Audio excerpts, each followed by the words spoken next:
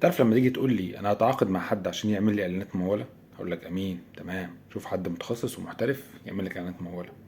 لما تيجي تقول لي انا هتعاقد مع حد عشان يعمل لي تصميم او يعمل لي ديزاين معين او يعمل لي لوجو او يعمل لي حاجة بالفوتوشوب او بالاستريتور او كده، هقول لك جميل زي الفل توكل على الله. انما لما تيجي تقول لي اتعاقد مع حد عشان يدور صفحتي، هقول لك انت غلطان واكبر غلطان. ليه بقى؟ لان اداره الصفحات واحده من اكتر الشغلانات اللي بتاخد وقت وبتاخد مجهود كبير جدا، والحاجه التالتة بتحتاج كونتنت على طول بشكل مستمر. فما ينفعش تقول لي ان انا هجيب واحد من بره ما يعرفش حاجه عن الشغل بتاعي اصلا يدور الصفحه، ما ينفعش. بالتالي انت عشان تدور صفحتك على الفيسبوك او على الانستجرام او على التيك توك او على اي سوشيال ميديا انت شغال عليها، لازم تكون مهتم كويس جدا بالفريق بتاعك. تشوف واحد كده بيفهمه كويس وابن ناس وابن حلال، تصرف عليه كام كورس يا سيدي مجاني. اليوتيوب مليان، التيك توك مليان، الفيسبوك مليان كورسات مجانية. تمام. فهمه ازاي يعني ايه محتوى، ازاي ينتج محتوى، ازاي يكتب محتوى، ازاي يكتب محتوى دعائي او اعلاني، ازاي يختار تصميم معين او تصميم مناسب للشغلانه، ايه البوز اللي بياخدها في وقت التصوير لحاجه معينه لمنتج معين او لفيديو بحيث يوضحه بشكل افضل ويبين فيه التفاصيل بتاعته. الكلام ده كله بيجي بالخبره، والكلام ده كله سهل جدا واي حد يتعلمه.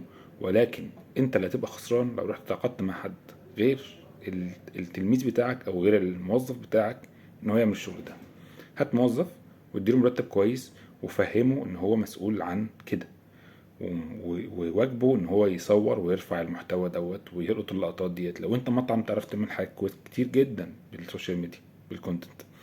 لو انت محل، لو انت جزارة، لو انت اي حاجة، لو انت اي بزنس تعرف تستغل السوشيال ميديا كويس جدا لو عندك شخص واحد متخصص سوشيال ميديا في الشغل بتاعك. ما بقولكش جيب حد محترف، انا بقولك جيب شخص عادي خالص يكون بيفهم وبيعرف يستخدم التليفون كويس، وعلمه الحاجات دي وسيبه ينطلق. اول شهر ممكن ما تلاقيش منه نتيجه، بس بعد كده هتلاقي النتيجه واحده واحده بتظهر معاك. تمام. الحاجه التانية، النقطه التانية، تعاقد مع شخص او اتفق مع شخص ان هو يعمل لك تصميمات. لو الشخص دوت اللي معاك ده ما بيعرفش يعمل تصميمات، هات واحد فريلانسر يا باشا اعمل لي تصميم كذا وكذا وكذا. ما تكترش، عادي اي صوره من محل شغاله بتنزل على الفيسبوك بتنزل على السوشيال ميديا عامه بشكل كويس جدا. النقطه التالتة، الفيديو اديتنج بقى واحد من اهم المهارات اللي لازم تكون عارفها. طب اكون انا عارفها كصاحب بزنس؟ لا طبعا. الشخص اللي معاك ده برضو ممكن يتعلم فيديو اديتنج ببساطة، وهيتعلمها وهيكون معاك وهيبقى عارف هو بيعمل ايه. لو انت في مطعم يقدر يصور الوجبات اللي طالعة في يوم معين مثلا او عدد معين من الوجبات اللي موجودة، ويبدأ ينزلها كفيديو بسيط مع أغنية بسيطة أو موسيقى بسيطة في الخلفية. طيب، النقطة التالتة، لازم يكون في شخص متخصص تسويق عارفه او ليه علاقة بيه. ده بقى اللي تتعاقد مع شركة تسويق عشان، اللي هو مين الشخص ده هو المسؤول عن اعداد الاستراتيجية بتاعت المحتوى. احنا هننزل ايه وامتى وفين وليه. هو المسؤول عن تحديد الاستهداف. لما اجي اعمل استهداف لاعلانات معينه، انا هعمل لك جمهور ثابت. هقول لك الجمهور ده كل ما نعمل اعلان بنستهدف الجمهور ده. ليه؟ لان الاستهداف بيتم مره واثنين وثلاثه وعشرة لحد ما العميل يشتري. تمام. النقطة التالتة، الشخص ده المسؤول عن ان احنا هنكبر الصفحة ازاي.